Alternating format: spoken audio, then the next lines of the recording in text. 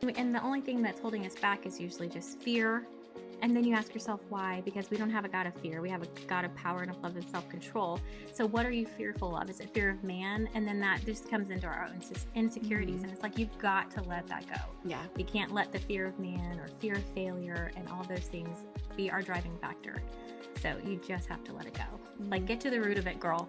Get to the root of it, pull out those weeds, plant some seeds, and let's go. You're listening to the Big Ideas Podcast with Ashlee Ilg. Tune in for honest conversations as we pursue bold dreams, redefine what is possible, and empower the next generation to live big. You'll hear stories that prove over and over again that just because something wasn't a part of our plan doesn't mean it won't be used for our good. Whether you're already an entrepreneur, you dream of becoming one, or you're raising the next generation of entrepreneurs, this podcast is for you. There's no time to waste on your big ideas. So let's get started. Here's your host, Ashlee Ilg. Hey everybody, welcome back to the Big Ideas Podcast. We're so excited for this conversation today. As you know, if you've been plugging along and following this theme for this season, we are just talking about all the ways that God loves to just take our perfect plans, so-called perfect plans, and be like, hey, I've got a better idea. Let's just completely flip it upside down and let me show you what I'm up to. And it's just been so fun. Just sharing these stories and these testimonies from so many amazing friends. And today I know is going to be extra special as well. We have Malorie Elrod joining us today. Hi. Yes. So Malorie is the founder of Funding Love, which is an amazing nonprofit that is out there to serve the adoption community, all pieces of it. And we'll get into all of that. She's also the host of the Funding Love podcast, which is amazing. Definitely need to check that out. I will have the links for that in the show notes. And for those of you who also love Disney, Mal is a Disney loving wife, mom, homeschooler, all of that, and recently moved to Central Florida to be closer to all of the fun and excitement down there. So yeah, I'm super excited to have you here. You're such a great guest for this season specifically. I mean, we could talk about so many different things, but I really wanted you to just really kind of dig into, as we're talking about, dreams that God puts on our hearts and just kind of getting over ourselves, getting over, common things that the enemy might just try to slow us down with and second guess and get, just tripped up on, just lies of like, this doesn't really matter, or, who are you to think you can do this? I mean, Oh, yeah. you and I both, drink the same juice of like, big dreams only around here, And so, yeah, just kind of talk us through, like, because I remember when the nonprofit, when Funding Love was like coming to life. And I mean, you literally you created it out of nothing. So yeah, talk us through that whole journey of like why it mattered to you, what part of, y'all's family story, why this mattered so much, and who you're out there to serve through this. Yeah, absolutely. I mean, I feel like there's so many layers to this story because I could talk about a layer that my husband and I had of like having an unconventional life, I guess I could say, because when we were married, I was soon a stay-at-home mom and he worked full-time at a church, and we just knew that there was more for us out there than that. Like, we felt on our hearts, not that working at a church is not a worthy cause, because it was, and God was using us in that season. But we just kind of always felt that tug of like, there's something more that we're going to do, and we're going to do it together somehow. Like, it's going to be intertwined.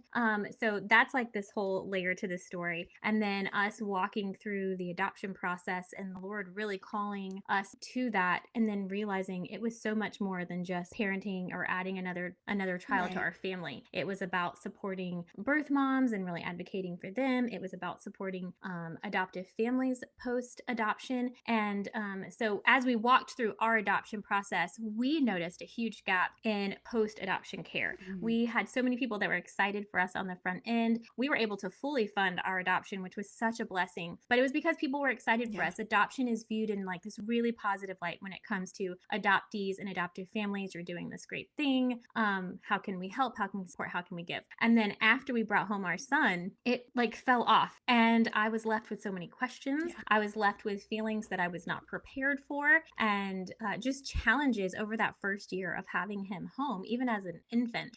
Challenges of connecting with him, challenges of navigating an open relationship with his birth mom, and then just feeling like there was no one to talk to about any of that. And we were blessed to not have additional issues that so many adoptive families have. Like, so many families don't get fully funded, so they have tons of debt, they have medical bills, they've adopted a child with special needs, or maybe a child from foster care that has trauma, and they're working through emotional challenges and behavioral challenges. And so it opened up my eyes to how adoption and post care really, just there was a huge gap there. And I felt called. I felt like the Lord was telling us that we needed to step into that gap. And so we, like you said, we are a Disney family. I grew up going to Walt Disney World. We honeymooned in Walt Disney World. We'd go once a year. And it was really a place where our family felt like we built connections. We were able to break away from our time and our jobs at home. We were able to just have a magical time. It's a place where adults have fun, kids have fun, and it's just so special. And we wanted that for other families as well. But many adopted families don't get that opportunity. And I remember I was still working on funding I'd sold growth charts. I think I gave one to you for one of your, like, you were doing a silent auction or something. But I made a lot of money by creating these like wooden growth charts that you'd hang on the wall. They look like a ruler. Yes. And I remember we still use ours. Our kids love, like, hey, let's go measure ourselves. That. Yes. I know. We still use ours too. I really love it. Yeah. And so I was making those and selling those. And so even though our adoption was finished and I was navigating all of those feelings of an adoptive mom alone, I was still finishing up some orders that had come and I had accrued over the time of our adoption. And I remember vividly being in the garage, like sanding down this board, staining it. And I just, the voice of the Lord wasn't audible, of course, but it was audible in my heart. It was like a knowing. It's that Holy Spirit impressing it on you. And you just know, like, the Lord is speaking to you. And I heard him say, you need to send adoptive families to Walt Disney World. And I was like, I remember I stopped. I just stopped. And I was like, what is this idea? Like, why did this just pop in my head? Why are you telling me this? And I put the sander down. I walked into our kitchen and I said, hey babe, we're supposed to send families, like adoptive families, to Walt Disney World. And he was like, no. It was like, you're crazy. You've been I don't know what you're listening to out in the garage, what music or what podcast, but like, I don't think so. And I was like, no, this has to happen. So that was like the beginning seeds of Funding Love. And the goal of it was really to step into that post support role and provide that opportunity for other families to break away and build bonds and experience fun and healing. And it's been so cool to see what God has done. Like, Walt Disney World is not just a vacation. It started out with me thinking I'm just sending adoptive families on vacation. But then once we started doing that, which is another layer of like my entrepreneurial side, because my husband said no. And I was like, fine, I'll start a business and make money and send them myself. Yeah. And I did. So that's like another layer to the story. Because I was like, no, I'm doing this. And once we started sending the families, like seeing their stories, seeing their relationships grow, seeing the healing that was happening on these vacations was mind blowing. And it made me realize that God wasn't just asking me to bless people with a vacation. He was asking me to pull them to a place where he could meet with them and like provide some healing and respite and restoration and relationship. And it's just been so cool. So Funding Love was started. I officially launched the nonprofit. I sent my own families that I paid for in 2017. We officially launched it as a nonprofit in 2018. Okay. And our mission is to create post-adoption experiences that strengthen bonds, build community, and restore people. And so we are going strong here, coming up on 7 years. And that's amazing. In 2020, we actually expanded the mission as well to include birth moms. So every spring we send groups of adoptive families to Walt Disney World. We love the community aspect of sending more than one family at a time. And then every fall we send groups of women that have placed children for adoption, a birth mom vacation. And that has been super powerful to watch as well. Mind blowing to see all that the Lord can do on these vacations. Yeah, it's amazing. And I just remember watching the whole thing unfold and I was like, oh, this is big. This is really going to impact. And then when you added the birth moms piece to it, I was like, oh yeah, this is like just the full healing, just wrapping your arms around just the whole family aspect of it. Because I mean, from our perspective, we have, a quote unquote open adoption with Hannah's birth mom as well. And there hasn't been communication from their side of it for years now, but it is still considered open. And we're willing, obviously, to have a conversation with her at any point. But the side with, the perspective of birth moms and just language used, for the moms who have placed their children for adoption, it's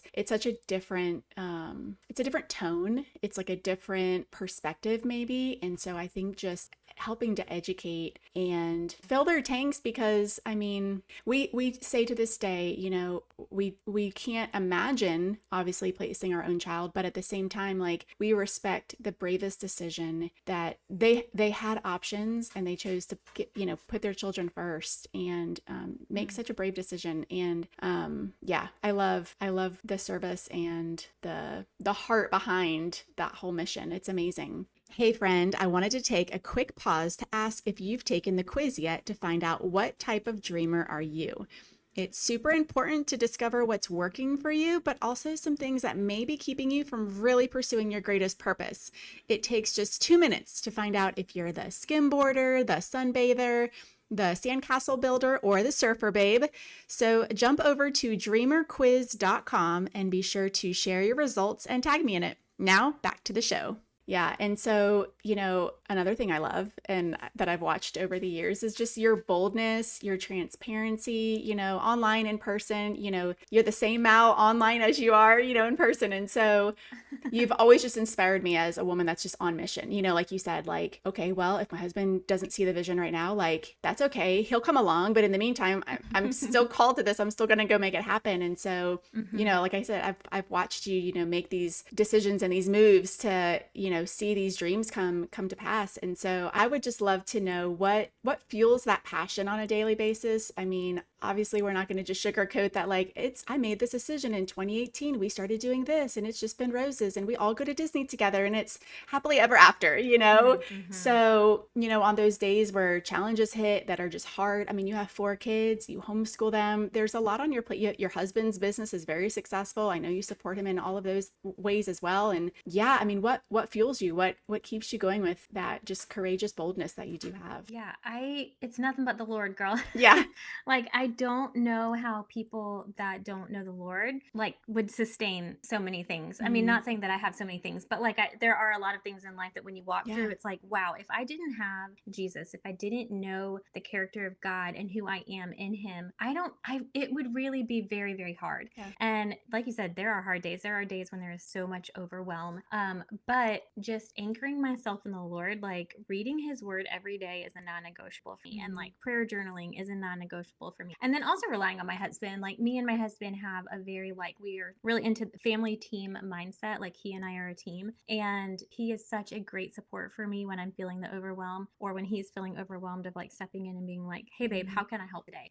What can I set down to pick up something that you need me to? And he does that for me so often.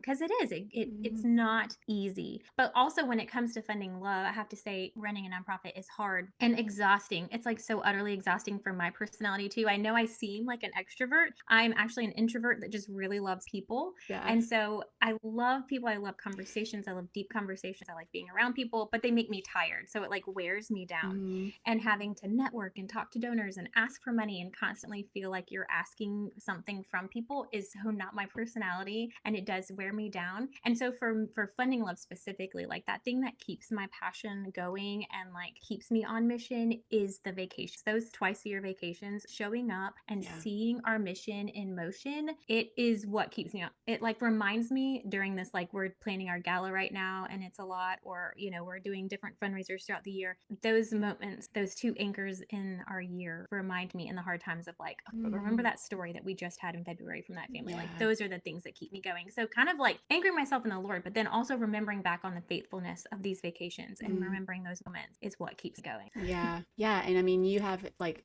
definite examples of like people's faces, you know, like changed, transformed. I'm sure there's so much emotion in those experiences that, I mean, just always remembering, you know, your why, and remembering that it's bigger than you, you know. And I mean, we're such big advocates like y'all of just filling in the gaps for each other. You know, there's days that Andy's like, you know, running Mach 10 and there's, you know, he needs support. And there's times where he's like, I'm doing this for you today so that you can focus on this. And it's, the Lord and supportive spouses, like, that's the name of the game, you know? 100%. Yeah, I love the family team.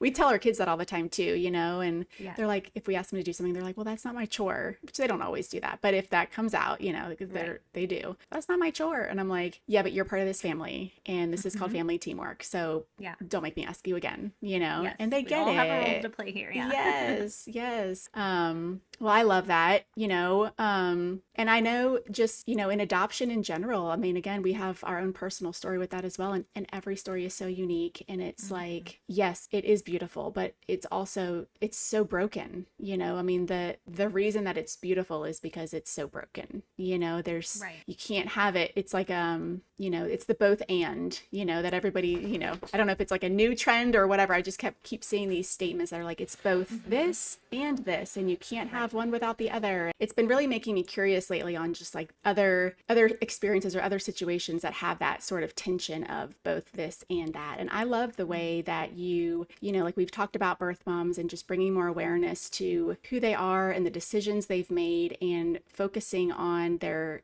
courage and the bravery and the beautifulness of their decisions, and how can we honor them and serve them throughout and post and everything else. And I think one of my personal prayers for Hannah's birth mom is that she does get back in touch with us, because there's so much I still want to tell her, and it breaks my heart that it's a one-sided communication at this point, and so again, it's such a big prayer of mine that she would know what Hannah's up to, and Hannah could find out what she's up to, and so only God knows how that story will continue. Yeah. But I love your heart for that. And I think that there is so much good that's even coming from just your heart, for Hannah to grow and know that you were always open to that, Yeah. that you were always supportive of that. And I think that you're going to see really the fruit of just your supportiveness of her and your willingness to be open. I think that is just as important as whatever that relationship would look like. Yeah. And so I think that you're doing a really good job just by keeping those lines of communication open on your end. Yeah. Because Hannah is going to have grown knowing and seeing that. And you never know. I mean, that is the beauty of adoption. It's like it doesn't end at the courthouse. It doesn't end when they're 18. Like it can be it is a lifelong journey. And so even if she doesn't reconnect until she's in her 30s or 40s, like we have seen with Funding Love, like serving so many women, we have seen stories all over of like, and that's been a really truly cool thing to witness on these vacations too, because our parameters for women applying for this trip is just that they are 3 years away from placement. So we don't feel like what we do is really good for like immediately after they place a child. So we kind of have that like little bit of a buffer for them to kind of settle into what it is that they've just experienced. And then from 3 years until forever, they have the ability to apply for a vacation. So we have had women that have been on our vacations that placed 3 years ago, and we have had women that have been on our vacations that placed 36 ago. Wow. And some of them have closed adoptions, some of them have open adoptions. And it's really cool to watch them share their stories and fill in those gaps for each other and support each other, and be able for the first time to like look into the eyes of another person that understands what they've gone through, and to be able to share that experience. But we have seen amazing stories where these women are like, I did not meet my child until they were in their 20s, and now we have this beautiful relationship. And so every story has its own path and its own journey. And I truly think that like seeking the Lord, like he knows Hannah, he loves Hannah, he has her story right in the palm of his hand. And so I think you are doing a good job, and that's what's going to really matter to future. Well, I appreciate that. And it's probably a lot of my just tendency of being like, but how does the story end, like, but what is the plan, God, so I can prepare, and so I do. I trust it all to him, because I mean, as you know, the whole journey of finding her and everything was just such a God thing. And so who am I to think that now all of a sudden, I'm in charge of it? So it is totally a surrender thing. And I do trust that there will be a relationship at some point. Hannah is so tenacious that I think she'll just want to find her just because it's a challenge, if that's the case. I love that. She'll be like, well, that's exactly why I'm going to, So well, and in terms of that too, I mean, are there areas that you feel like you are like extra passionate about bringing awareness to, where like even things that you just said, I'm like, you kind of forget about, like, this is a lifelong, it's a lifelong story, and there's women out there that might not ever get to meet their child, I mean, are there other things that you feel like, gosh, if more people knew about this, Yeah, for sure. I I mean, I have a whole podcast about it. Yeah. Me and my co-host, the Funny Love podcast. But for sure, I think for adoptive families, I really do have a passion of just letting people know that it's not as easy and magical and perfect as they think, and that adoptive families do genuinely need support. And I think that that's hard for adoptive families to ask for sometimes, because especially as adoptive moms, I know it feels weird to be like, I asked for this, I pushed for this, I fundraised for this, and now to say that it's hard, or admit that I need help, or admit that, just all of these different things, it can feel really hard. But like being able to take the elephant out of the room and have people understand, I think that's a big passion. And then also, yes, to bring awareness to the birth mom that she's not this like hairy, scary, weird, mean, drug addicted prison, woman. Like, yes, there are those stories, but there are so many of them that are just women like me and you. Yeah. And they just had a situation in their life that they would have never anticipated, and they would have never even thought to call themselves a birth mom. And yet here they are, and they're carrying pain, they're carrying shame, and they're carrying fear, sadness, rejection. So many of them. We've had some that have come on our vacations that they didn't even, like, most people in their life didn't even know they were a birth mom. And they're just now starting to share that story and like step into that piece of their story. And so I just don't want these women to be looked at like they are, I don't know, lesser than, or like they don't deserve something, love. I mean, we have had people say, I don't understand why you're sending these women on vacations. Like, why would they deserve to go to? And it's just because you don't know their stories. And I think that telling stories is a way that breaks down walls. And I feel like no one comes to the decision of adoption without experiencing pain or trauma or abuse, or there's like so many things. And it's like, we can't leave them to their own. We need to step up and support them post adoption, because they're humans that deserve love just like everybody else. So. Right. Yeah. And I mean, you probably have so many stories too, of, just God just showing off. I mean, like he does best, of just faithfulness. And I'm sure just, I'd love for you to just share maybe a top one, whether it's like with building the nonprofit or with people's stories. Again, I know you have so many great stories, but maybe top one or top two that, come to mind that you're like, oh my gosh, God is up to so many great things. Like, listen to this, Yes, absolutely. I mean, I think the creation of Funding Love in itself, and us being where we are today with my husband's business and Funding Love, and how they're intermingled, but they're not, they're totally separate.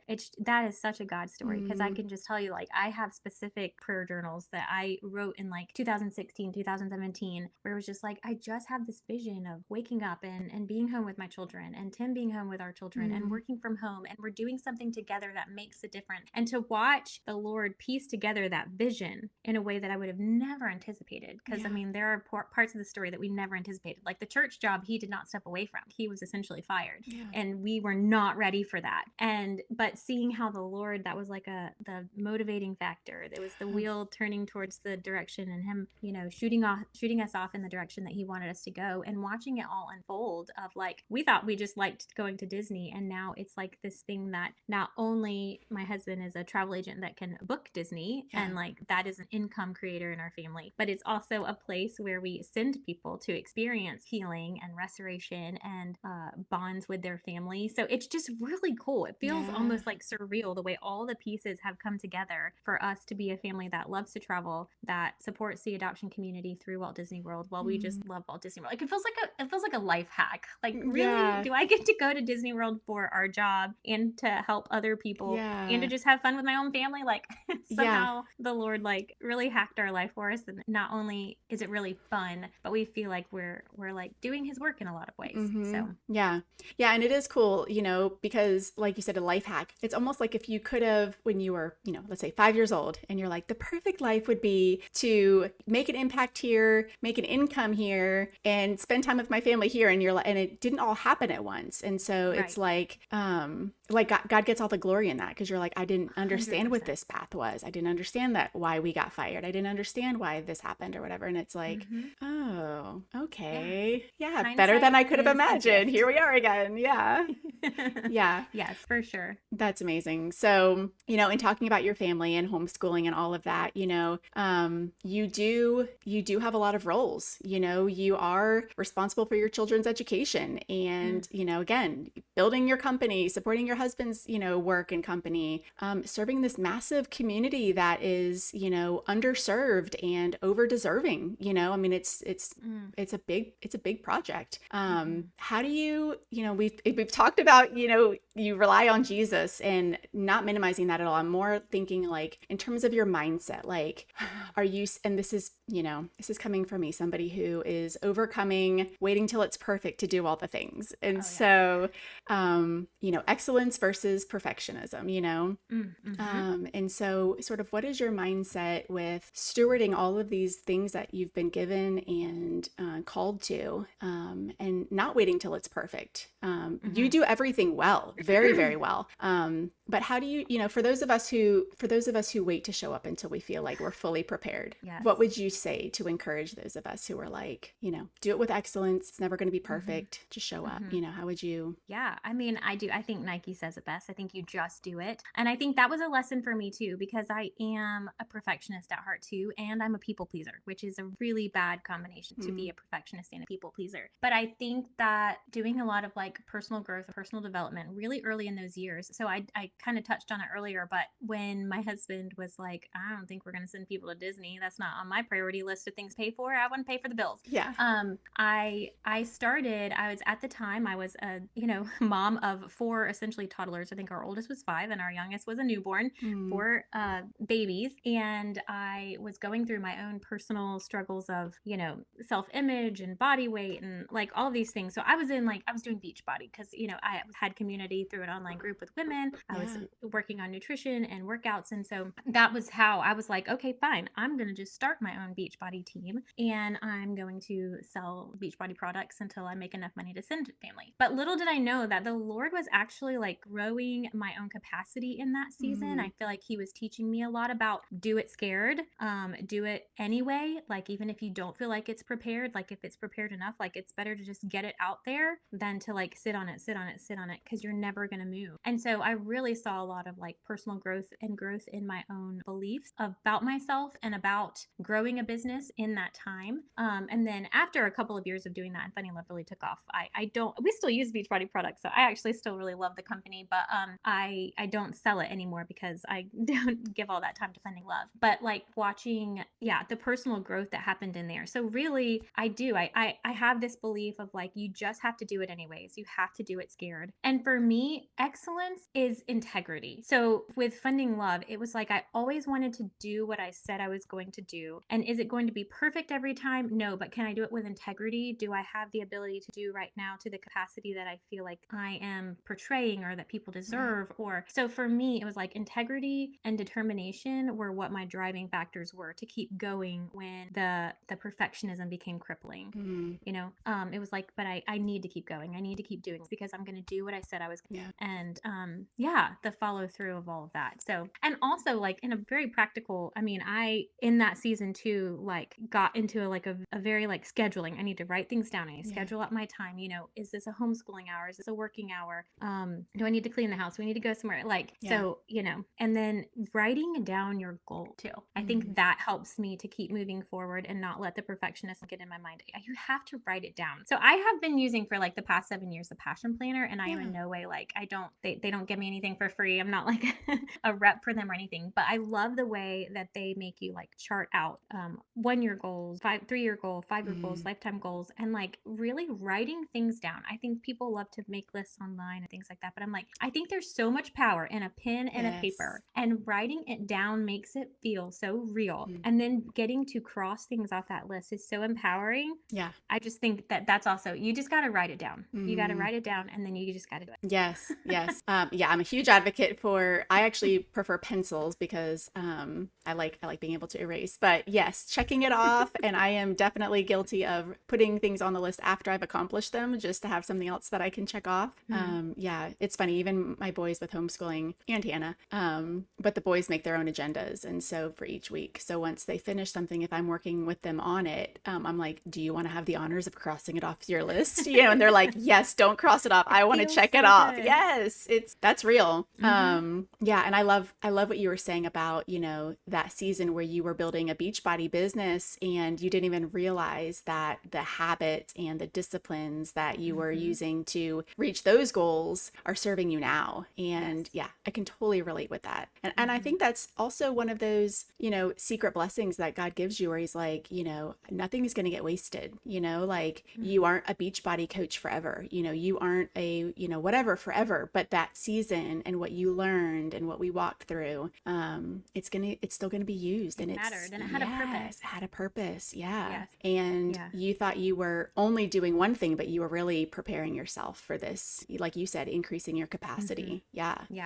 I love that. Yeah. That's amazing. So. Yeah. And I mean, how are your kids with, all of these moving parts too? I mean, we talked about the family teamwork, do you feel like, or what, let me ask you this, what do you feel like what are you hoping that they see you and Tim doing? What do you feel like, what are you hoping that they see and learning from your example? I think that for Tim and I, we really hope that our kids learn to dream big and to work hard. We want them to see us working hard because we don't ever want them to think that life is just going to come at you easy and that you can just get what you want right from the start. We really truly believe in working hard. And I know that, like, I don't know, the word hustle has its different connotations of, like, some people love it. Yeah, you got to hustle. And some people are like, no, you need to calm down. But we are people that we like the hustle, and there's so much purpose in the hustle. And I believe that the Lord called us to work. Like when he set Adam in the garden, the first thing he did was give him a job. Right. Like he's going to help him and work with him to tend the garden. He didn't put him there just to live off the fruit and like, hey, relax and chill and treat yourself. Like he wanted him to have purpose through his work and working with the Lord. And so me and Tim really want our kids to derive like a really good work ethic, but also have that dream big of like, God can do anything. Anything is possible. Like boxes are meant for storing things and keeping them in one place. You are not meant to live there. Yeah. We're supposed to go places, do things. And I feel like when we are following the Lord and we really are trying to align our desires to his desires is really when we're going to find that purpose. And our work isn't going to really feel like work because it's going to be fulfilling and purposeful and motivating. And yes, we're going to have those hard days. Yeah. But I feel like it's dreaming big, working hard, follow the Lord. Like if they can take that away, and I can see that they watch us do that. We're planting the seeds, the harvest will come. But if they could take away those three things, I think that it would make us overjoyed as parents. Yeah. And you and I are so similar in that way too. I was interviewing Rebecca George just earlier today, and we were having the same conversation about the struggle, the tension between the word. We weren't really talking about the word specifically hustle, but just that whole idea of God created us to be achievers and have this vision and this like go-getter. Like I'm not really happy on the beach for more than like a day. Like I am ready to get back to doing something. Like yes, I love the beach. Give me a day at the beach. But then like Andy and I both were like, okay, we're good. Like let's get back to working with purpose and using our gifts, using our talents, and stewarding the things that have been given to us well. Yeah. And that's what Rebecca was saying too. She was like, God didn't create us, like this to feel bad about, wanting to do these things. And like you said, just having that understanding and that heart and that focus on why are you doing it, Right. Yeah. Yes. Yeah. And especially when it comes to setting an example for your kids, Yeah, for sure. Yeah. They definitely pick up more of what they see versus what they hear. Oh, absolutely. Isn't that the truth? Yeah. Sometimes to our own detriment. Yes. Sometimes you're like, can you just don't do that. You're acting just like me. Yes. Like, I'm convicted. Okay. Moving on. Yeah. So true. Do you have any maybe recent examples where your kids maybe have that get it moment where you're like, oh, they're going to be just fine,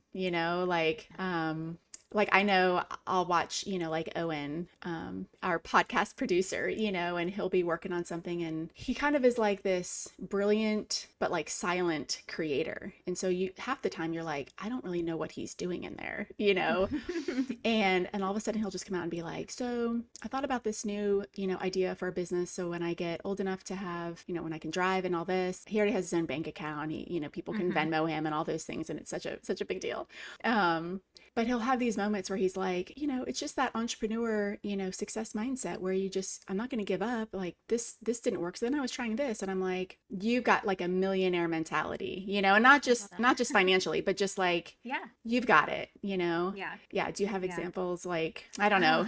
Probably so many. I'm putting you on the spot. No. Yeah. Each of my kids just have such different personalities, and you can kind of see their little God moments, peeking through there of where you can, I'm sure you have this with your kids too, to, but where you can kind of just like, it feels like God pulls back the curtain a little bit and you can kind of see who they're going to be as an adult. Yes. And I don't know that we've had like specific moments in their jobs. Now, our second born, Cole, he is all about, he wants to join the Air Force. And so he is very driven in towards that goal. He's like, Mom, I had good grades. We need to get to know our senator. And he's like, I want to get in the Air Force Academy and then I got to do this, and this. So I love seeing his drive and his, I mean, he's researched it all. Like I was like, I don't know anything about the Air Force Academy. So it's cool to see when they're passionate about something, they're going to go figure it out and chase after it. And I do think that's something that Tim and I have modeled. But it's really cool to also just see like the little curtains pulled back where you see little God moments of like, you know, you have those moments as moms, like, what are you going to do when you get older? And then you'll see little glimpses of like, oh my gosh, you were just so creative. I can't wait to see what you're going to do. I think it could be more than one thing. And that's another thing that me and Tim really want to instill is like, I think when we were growing up as kids in the 90s, and he told you in high school to like finish high school, go to college, choose a career, stay there, build your 401k, retire. Like that was the plan. That's what you had to do. And Tim and I have never been people that feel like we're going to stay in a job for decades and decades. We're like, we are starters, we're doers. Like I want to do more and new. And so teaching my kids too that like maybe you want to be like a veterinarian for a season, but you might decide into that like you're going to hand off your veterinarian business and then you're going to go do this. Like don't stop dreaming and don't stop listening to those little cues from the Lord, because I think our lives are made up of all of these little seasons and each one has their own purpose. And so you just never know. Keep that mind open. Don't lock yourself in, because I don't think we have a stagnant God. Yeah. I love that. I absolutely love that. And it's like what we were just saying too, like it'll all be used, you know? Yes. Yeah. Yeah, it is. It's so fun to look back and be like, oh yeah, I thought I was going to be a teacher. You know, like my mom taught public school all the way through my childhood and everything. And I remember as a little girl helping her grade papers and, you know, I'd be like, I'm going to be a teacher like you, Mom. And she's like, oh, you know, okay. She wasn't discouraging me, but also she kind of knew like, you know, this. Yeah, here you are. You are a teacher. You're homeschooling. Yes. And it's, I mean, as a silly kind of small example, I'm like, I am a teacher on my own terms in my own home with my own kids. Yeah.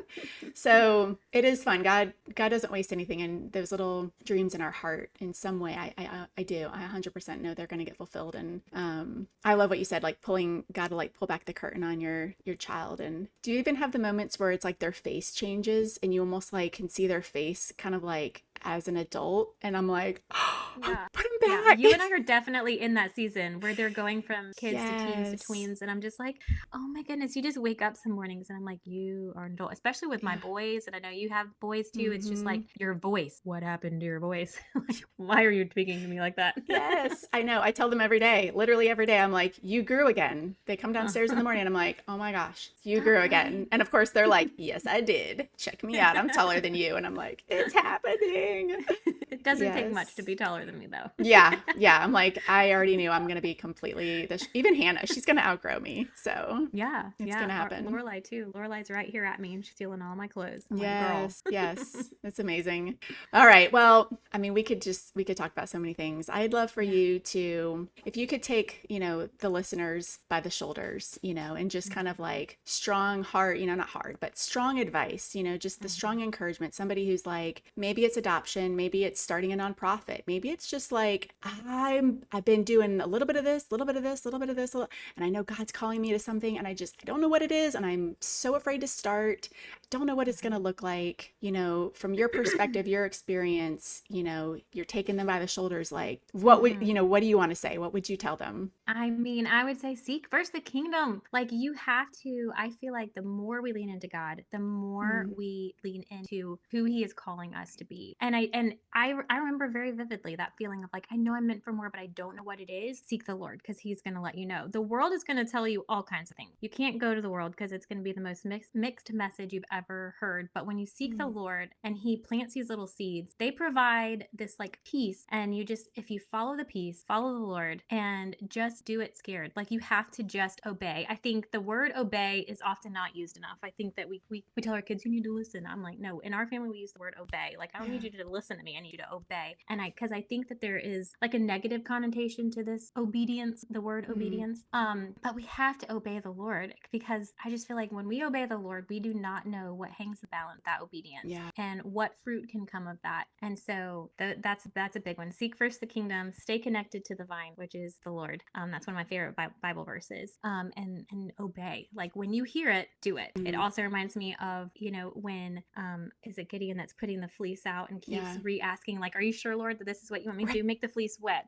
Okay, well, now make the fleece one more dry. test. Well, like, we keep asking the Lord for affirmation when we know in our heart what he asked us to do. So just go do it. Stop seeking affirmation and just go do it. Just obey. Follow the Lord and obey. Yeah, I love it. It's so good. It's not that complicated. Like it gets so complicated in our minds if we let it. But at the end of the day, and you probably agree. I mean, as soon as you do take that one step of obedience, it becomes almost easier to take the next one, right? 100%. Yeah. Yes. And the path almost gets a little bit clearer, just enough. Yeah.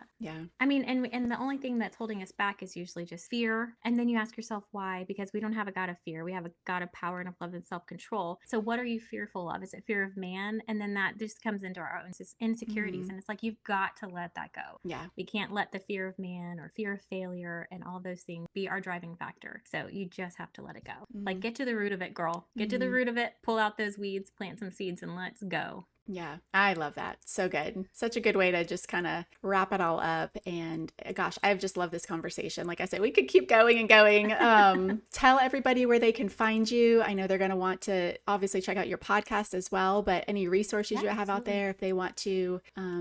Are you still doing nominations for, the Funding Love families? So tell us all the ways to follow you and get more. Yeah, absolutely. So you can follow me personally on Instagram. I'm more of an Instagrammer than anything else. So I'm just Mal, your pal, M-A-L, your pal. And then we have Funding Love account there too. It's just Funding Love. We have fundinglove.com is our website. Would definitely love for you to go there, read more about us. We have testimonies there, videos there. We have ways to give there. We have our fundraising gala coming up in a couple of weeks. If you're a Florida local and you want to come to a really, really fun event, like it's going to be amazing. It's going to be like Greatest Showman themed. And I don't want to give too much away, but we've got really, really fun things planned. Plus we'll have families there sharing their story, birth moms there sharing their story. So you can find me there. And we open up our applications twice a year. So we get so many applications for these vacations. The applications are only open for like 3 days. Wow. So our applications for our 2026 Funding Love vacation will probably open at the end of August this year. So I would encourage you to go to fundinglove.com, sign up for the emails, or follow Funding Love on Facebook or Instagram, because we'll definitely post the updates for any adoptive families that are newer adoptive families that would love to apply for a Funding Love vacation. We'd love to have you apply. So amazing. I love it. Well, thank you so much again for being here. This has been such a good conversation. And like I said, just a good excuse to catch up on all the things. So yes. Well, thank you all so much for joining us for another great episode of the Big Ideas podcast. As always, keep your big ideas coming, and we will see you on the next episode. Hey friends, thanks so much for tuning in today. Before you go, it would mean the world to me and my family if you would share this episode with at least one person who you think might benefit from this message. And of course, be sure to subscribe so you don't miss future episodes. You can also follow me at Ashlee Ilg on Instagram to keep up with our adventures and for continued encouragement as you pursue your big ideas. Thanks again for joining us. Until next time.